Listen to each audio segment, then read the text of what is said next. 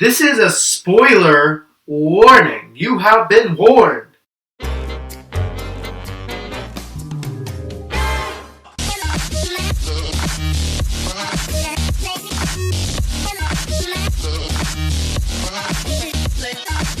Hey guys, I'm Anarky, bringing you the chaos. Welcome to a Nerd Talk, where I'm a nerd and I'm talking. So today we're going to be talking about Assassin's Creed.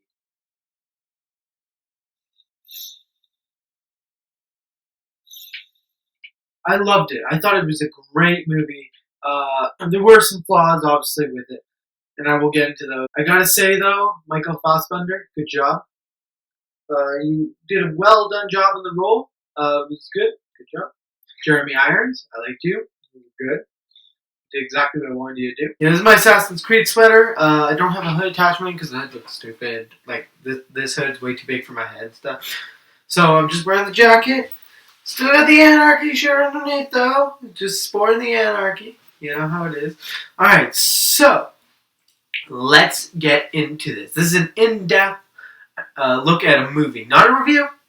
I will tell you what I think of it, but it's not a review. I still want to do a review with the group, Goblin and Alcatraz, and as you can see, they're not here. I watched this just because Assassin's Creed is such a big part of my life. It's one of my probably my top 5 favorite types of games. I mean, like, it goes the Batman Arkham's, Assassin's Creed, Halo, Destiny. Yes, I'm sorry, Destiny is there. So now I actually really got attached to the story, and I really enjoyed it. Mostly because I think I was an Assassin's Creed fan, but I think there's something there for even if you're not. If you can, I've always loved the Templar and Assassin War that's been going on for years. They even mentioned that the Assassins originated from Hashassin, which is the actual real Assassins that Ubisoft based the Assassins off of. They were around in, I think, the 1200s. I'm not 100% sure. Don't quote me on that. But yeah, I thought that was really cool that they mentioned it. They got most things right. Let's get into the plot. First, we meet the Spanish assassin during the past. So we meet him. I'm not going to remember his name. So yeah, he's the Spanish assassin, the one you see in the past. We get to meet him first. He's becoming one of the Order. His parents were both assassins, which is kind of cool. And he has a romantic relationship with Maria. It is confirmed on the Assassin's Creed Wiki, or whatever you want to call it, that he has a romantic relationship with her. I don't remember who trained him, but they worked together. They were aspiring partners, and they fell for each other, which is cool. I thought that was interesting. My biggest problem with the past stuff is that it's nothing but action. One of my favorite things about Assassin's Creed, the past stuff, the anime stuff, is I like the story, I like the plot, I like characters interacting and talking to each other. It makes you feel like you're actually part of this. In the past sections in this, it's mostly just action. There's like barely any talking. There's barely any Templars shown in the past. Like 2 or 3. Like, there's an army of just the Templar guards, but which I thought was really cool. But no main Templars. There's like 2. And I didn't like that. I didn't like how it was just action and parkour the entire time they were in the Animus. That was really annoying, and I know they only did 4 sessions. A few more would have done that. But my problem with more is then they would have just done action and more parkour, and it would have got repetitive. It was enough to not be too repetitive, but I felt it coming on as we were going through the Animus, because it's all action and all parkour. There's barely any dialogue or, like, going to the main plot. I mean, like, it was cool. And everything. Yeah, the past assassins were cool. I was kind of hoping I'd see the Spanish Hidden Blade. I'm not sure if it's actually the right one, but it's supposed to have 2 metal blades that pop out like that. I was hoping they'd have that, because I've always wanted them to expand on these Hidden Blade lore, because there's so many different Hidden Blades and stuff that people have done with Hidden Blades, and it's so cool, and I'd like to see different versions and different types. And I like the group of assassin thing, but that dies out really quickly in the past stuff. Most of the assassins get, like, murdered. I think on the 1st and 2nd mission they get, like, burned and stuff. The outfit for the assassin, it was cool. It was decent. My problem is I didn't get attached to the past assassin that much. The only part that, like, made me almost sad was when he lost his romantic interest, and that's just because I was like, oh, he's gonna be mad now. With Ezio's a perfect example, because he was around at the same time. He actually was apparently in Spain during the second time you're in the Animus, so it would have been cool to see a little Easter egg or something. But the past assassin just doesn't have a real character. He's just there for parkour and sword fighting. We don't really get into the past assassin, which is kind of disappointing. I know he's just there to find the apple beaten, But the thing that Assassin's Creed always did so well was they were able to tell the past Assassin story and really make you connect with him and sort of make you connect with Desmond. Depends on what you thought of him. I personally thought he was okay. Sometimes he was annoying, but he was okay most of the time. And I really liked how they were able to do that in the games, and they did not translate to the movie well. They weren't able to go into his life story and stuff. I understand that, but I just didn't feel invested in the past character. Whatever his name is. The combat was amazing, though, I will say that. And the throwing knives were awesome, and the sword fighting was great, and the fighting itself was... I felt almost too flippy. Like, there were so many flips and stuff that it's just crazy. I mean, like in the Assassin's Creed games, there's a few rolls and flips and stuff, but it was crazy in this. And I'm okay with it, but it was almost too much. Like, it was almost way... Like, when Assassin's Creed was coming out, I'm like, they better get the parkour right. Well, they got it right. A little too over the line of what the parkour in Assassin's Creed is. Christopher Columbus makes an appearance in the past, and the assassin gives him the apple to take and hide, because he knows that if he keeps the apple on him, he will surely be taken down by the Templars, and they will regain the apple. In this story, the assassins are trying to stop the Templars from getting the apple. It's like AC Brotherhood, AC2. And I thought that was really cool and interesting, the fact that they were doing that. Again, the past stuff was a little disappointing for me because of the lack of story. It didn't feel story. I mean, like, it sort of did. We know what's going on, the basic plot, but other than that, nothing. There's no, like, depth into the characters. Like, why did the two fall in love? We didn't see them fall in love or anything. It would have made it a lot more intense if we would have seen that. I know that they're trying to tell Fassbender's story, but you still got to remember that you have two stories that you got to worry about. You got to worry about the past and the modern story. And if you focus just on the modern, then the past is kind of a little bland. And I found it bland.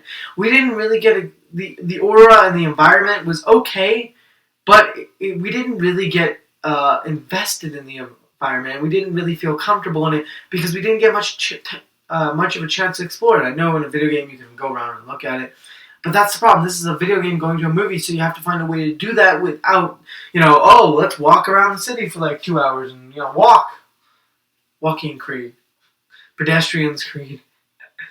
I do like they nailed the creed and they nailed the Templar Order. They nailed that. That was perfect in the modern day and the past day. I like how they brought back the Templar Knights in the past with their actual armor. That was cool. That was very cool. The other Assassin's Creeds kind of changed that and got rid of it. I could take it either way, but I do like the Templar Guards. It's always been a favorite of mine. The assassinations were cool, definitely. The air assassination just started off was cool. Let's get into the modern day. So in the modern day, Cal was born to two assassins. Can't remember their names. And one day the Templars come. And my biggest problem with the start of this movie with Cal is he's trying to do parkour. Why? Is everyone in Assassin's Creed just have to do parkour? Everyone has to do parkour. If they don't do parkour, they do not deserve to be in the movie. Not every character has to know parkour. I hate it when they make the main character sort of good at the beginning. Or, like, very good at the beginning. I mean, like, yeah, he makes a jump off a bike, and he lands on a box, and falls, because he's not able to make the jump. Which are kind of showing that he's trying, but he can't do it. But at the same time, I'm kind of like, that was such a stupid thing, because once he landed on the box, where's he going to go? What's he going to do? I just wish he wasn't doing parkour at all. Just delete that entire scene, and just have him walk in on his father stabbing his mother. Okay? That is an intense and scene, because all Assassin's Creed fans, we kind of had an idea, but we kind of didn't. We were kind of like, But it was cool though. His mother and father knew that they were doomed, and I guess it was on his mother's line where the past assassin was, and they knew that they could use the mother or the son to find the descendant. So the father killed the mother, so they couldn't use her, and he had the son leave, so that they couldn't use him either. And then the father was taken away to an Abstergo prison. Abstergo Industries, don't know why there's a separate... Why isn't there a separate building for... It doesn't make any sense, but whatever. That is stupid. Cal walks in, and his mother's dead, and his father just stabbed him. And he says, remember we work in the dark, or something like that. And it was kind of a cool moment. And then you see Alan Riddicky, I think that's his name, I'm not sure, pull up on a card. You see, I like the angle done here because it shows that they have a little Templar necklace hanging from the mirror, the rear view mirror in the car, and it zooms in on that, and then it shows Alan, and it's kind of like, oh, cool, these are Templars, And they got guns and stuff. All right, cool. They're here to get the assassins. All right, I see what's happening here. That's awesome. Anyways, and then we fast forward 20 years of Cal's life. I don't like that. I don't like that we just fast forward. It kind of annoys me, but I kind of understand. Cal is now going to be killed because he killed a pimp. Don't know why he killed a pimp or why. Did the pimp threaten him? There's nothing shown about this. So we don't know if Fassbender's character is just a dick or if he was defending himself. And that's where I'm kind of like, well, I don't know. Did he just murder someone because he's nuts and he just wanted to kill someone? Or did some guy try and shoot him or beat the shit out of him and he like murdered him for self-defense? It's like, what? I don't understand why they didn't just show that or explain it. It takes like a minute to explain it when they're talking about that he murdered someone, and he just been like, I did it for self-defense. But no, he just goes, I would do it again if I had to. So Cal dies, but he doesn't really die. He wakes up in Abstergo, and a girl named Sophia Riddicky, Alan Riddick's daughter, who's in charge of the Animus and stuff.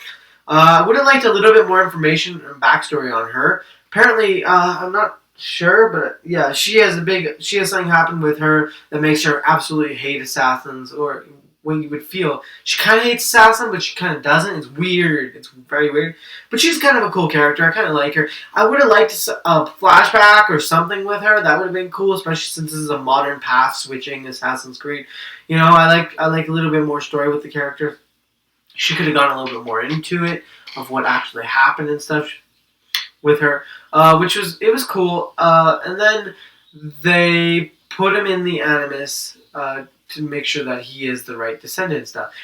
And it works, and we get our first passing with one of my favorite things in the modern timeline is when when Cal and Sophie are talking for the first like real time, like they're talking in the room and stuff. There's a bunch of artifacts around and 3D printed like fake apples of what they think it would look like and stuff, which is really cool. And I thought that was really cool. And I like how they showed the timeline of how they actually researched how to find him. That was so cool, and I really enjoyed that. The smoke bombs were okay. They showed off some Assassin's Creed gear and stuff. And we get to meet some assassins, which are kind of cool. But my problem is we don't know any of these assassins, so they're just kind of there. So when they die later on during the breakout, you just kind of like, okay, he's dead. He's dead. Abstergo's really weird in this one. They have a prison inside of like this building. Is this the building where like where the 4th and 3rd game or 4th and Rogue took place, where you're like in a building and you're researching characters, or is this in a whole nother building, or is this it's not an underground place because it's actually in a building in the city. So that means they have a prison in the city. Why would they have a prison in the city? Why not have like an underground prison or something like that? That would have been cool. Yeah. So we have Cal going to the Animus. And then he's desyncing, which is cool because I actually wondered what desyncing would be like in a movie. Because in a video game, when you fail an event or die or something, you desync. You don't think I'm pronounced desync? Desynchronization. Yeah. And I always wondered how are they going to do that if they are going to even do it in the movie? And they did it well. I loved it. So you have like a seizure and shit. It's cool. It was scary, but cool. And it's cool how it happens and stuff. And I really liked how they covered that. That was awesome. That was just awesome. And then Alan Riddicky gives him Assassin's Blade, the very one that killed his mother, and he sends him to his father, who they have in the prison, just so conveniently have, to kill him. And he doesn't end up killing him. And he decides he's going to find the apple just so his father's creed is destroyed. So the creed is destroyed. He wants nothing to do with the creed. And it's why he's desynchronization with his ancestor, because he doesn't care. He doesn't want to be part of this. He's a lost soul. He believes that his father murdered his mother, and it's very sad. And you know, it's pretty intense. Anyway, so near the end of the movie, they finally find out where the apple was. It's with Christopher Columbus's grave. I don't know if I like the ending that much, but at the same time, it's okay. I would have been okay with them flying off after they found the location. That's the end of the movie, and then maybe an after credit scene shows Jeremy Irons getting the apple or bringing it into the thing, and then the lights turn off, or maybe just bringing it in. You know, kind of leave it off on a better cliffhanger. I feel like the ending felt a little dragged out. I feel like it should have ended with Michael Fassbender standing on the roof after he breaks out of the prison and the helicopter flying off as the assassins are breaking out. And then if they do a sequel, they could have it so they're going after Jeremy Irons and it's a race to get the apple. But no, Jeremy Irons just gets the apple and he brings in and the assassins murder him and take the apple. And that's the end of the movie pretty much. And it's just like, what? What? Why? Why? Why? Because then we could have been more surprised for the next one. It could have been a little bit exciting. Alright, so Jeremy Irons is after the apple, and the assassins are probably going to be after the apple, and it's going to be a race to Christopher Columbus. It's going to be this awesome movie where they're traveling around the world trying to stop each other from getting that apple. It's just, no. They just helicopter around and get it, and then come back. Fuck. The lack of Easter eggs really upset. I was hoping for something. Maybe like a Desmond Mile file on a computer or something. But yeah, no, none. Kind of disappointing. I was really hoping that they'd have something to relate to the other assassins quickly. Like when in the wiki it says that Ezio was in Spain during the time when the past assassin finds the apple and the Sultan gives it, and that whole event happens at the final time in the anime. Ezio was in Spain apparently at that time. It says in the wiki that Ezio was in Spain on the Assassin's Creed wiki site. And I'm like, well, why doesn't Ezio make a minor appearance? I mean, like, it doesn't have to be huge, but we could see, like maybe before the mission or something, the past assassin's talking with, like, a hooded guy. He's got, like, Ezio's suit on, and you don't see Ezio. You don't see his face, but you see them walking together and just kind of talking. You hear the voice. Get the voice actor for Ezio. That way, you don't have to show his face and have him just talk. That would have been so cool! Just a minor scene. Something. The past scenes feel so weird. They feel so linear. They feel so linear. And it's weird for me to say that for a movie to the riot scene. Now, I was hoping for a riot the entire time. And I understand people's gripes with, well, none of the guards have weapons, like guns and stuff. And my understanding is like, well, yeah, they don't.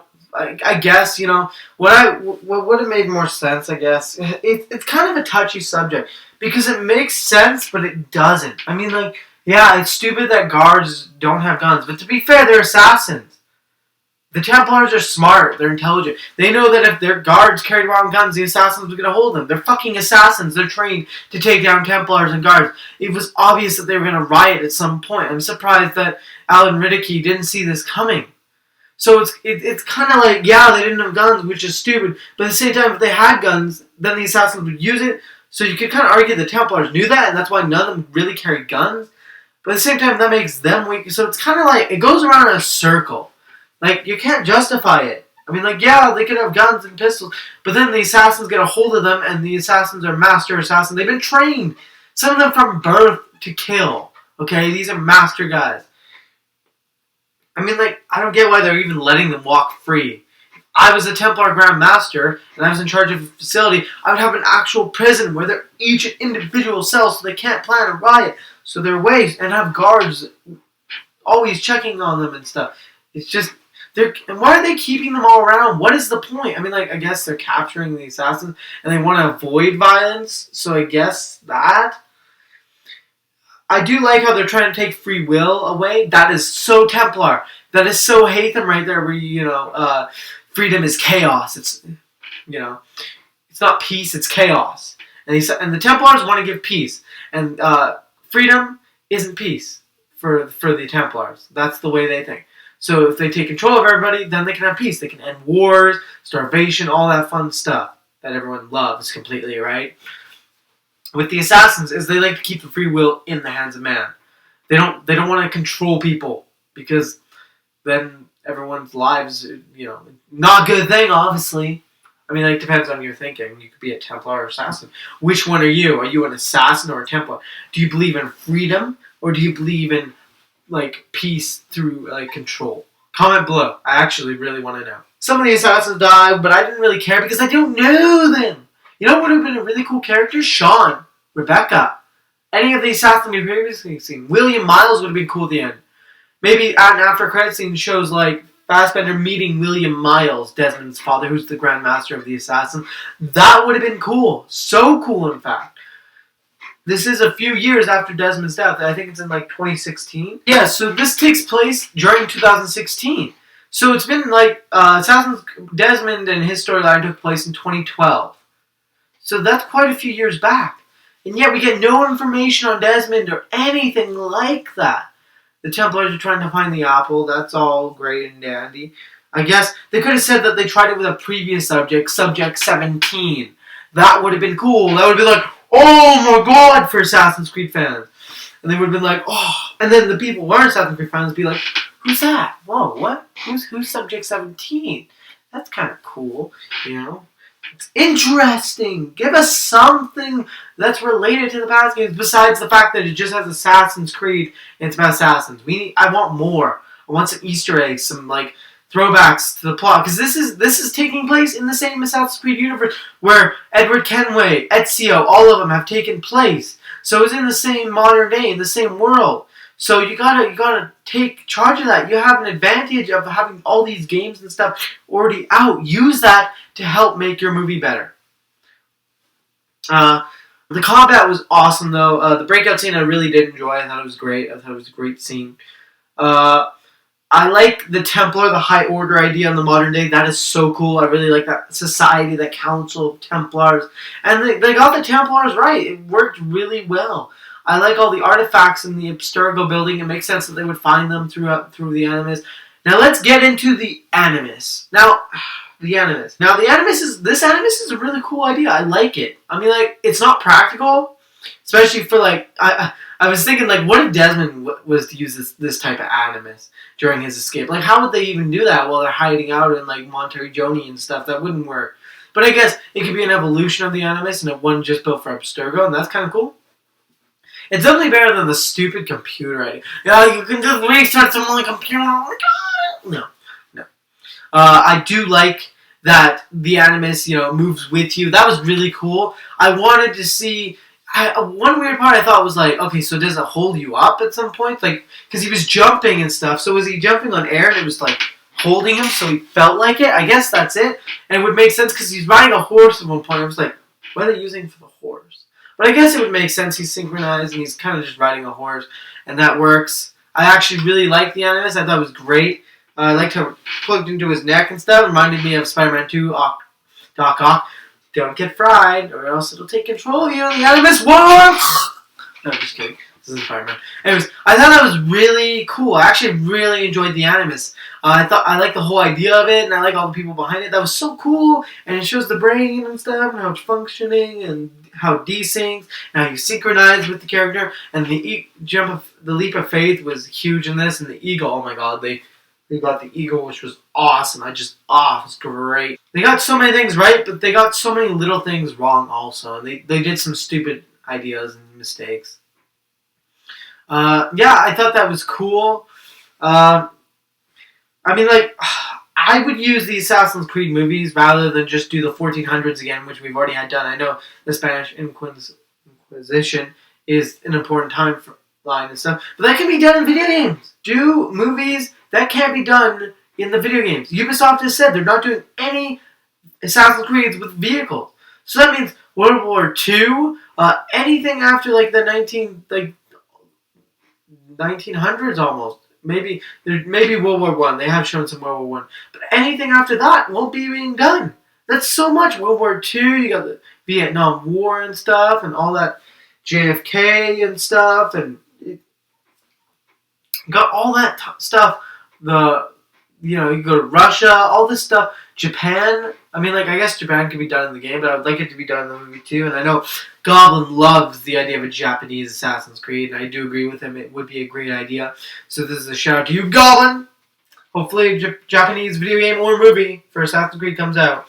But for me personally, my two favorite eras is London during the Victorian era, which has kind of been done with Jacob Fry and Evie Fry. Well, it hasn't kind of. It's been done. So I'm good with that. I will play the game once I get my Xbox fixed. And my other favorite timeline is World War II. I've always found it so interesting to study the war and stuff. I love history, and I love certain eras. I also love the American Revolution, but that has been done. I would love to see an 1800s, Assassin's Creed World War II be done. I know it's a little bit of a touchy subject, but the cool part about Assassin's Creed is you can do different historical, video games. And I would get a historian, a director who really likes history, to come in and do the history, do that. That'd be so cool. I definitely think that this movie was not a failure for me. I don't think it was. I think it's probably the best video game movie I've ever seen. And I was actually interested and excited for the ending. I watched it and enjoyed it. I like the end scene where Michael Fassbender sort of joins the assassins. His dead mother makes him an assassin. His father's there too. It's kind of weird though. Is that coming from the Animus, or is that just his inner thinking, or is that something his mother and father actually said one time, just so they could randomly like put in the brother? But that would mean that they knew that it's like, oh, what? Oh, it's kind of weird. It's kind of weird. Kind of weird. But I liked it. I thought it was a great movie. I did enjoy it. I played every single Assassin's Creed game besides Syndicate as of now. I do own it. My Xbox One is sadly damaged, so I will be getting that fixed eventually and playing it. I didn't. Yeah, it was a good movie. I enjoyed it. There were lots of things I enjoyed. I enjoyed how the Apple made an appearance. I thought that was very cool. How they actually had the Apple V, and they were able to actually keep some of the lore there from the games. That they didn't just scratch and go, "It's not Assassin's Creed. There's no modern stuff or anything. There's no Apple V, and it's just parkour and combat." Fuck you, Assassin's Creed fans. No, they knew that there were Assassin's Creed fans out there, and they worked really hard to please us, and I'm glad they did. They did a good job. The acting was good.